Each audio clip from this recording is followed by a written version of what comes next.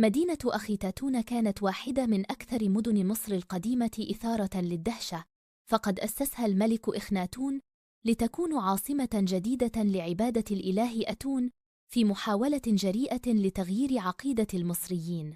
اختار إخناتون موقعها في تل العمارنة الحالي بمحافظة المنيا، وهو مكان هادئ لم تقم عليه أي مدينة من قبل، ليجعل بدايتها نقية وخالية من نفوذ الكهنة القدامى. بنيت المدينة بسرعة مذهلة، فشملت المعبد العظيم لأتون والقصور الملكية الفسيحة، وحياً كاملاً لسكن رجال الدولة والكهنة والعمال. وتميزت شوارعها بأنها مستقيمة وواسعة، ومعابدها بلا أسقف، لأن عبادة أتون كانت تعتمد على دخول نور الشمس مباشرة إلى المذابح والساحات المفتوحة.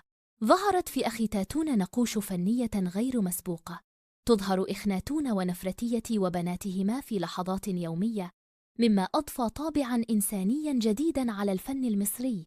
كما ازدهرت ورش النحت والرسم، وظهر أسلوب العمارنة المعروف بواقعيته ونعومته.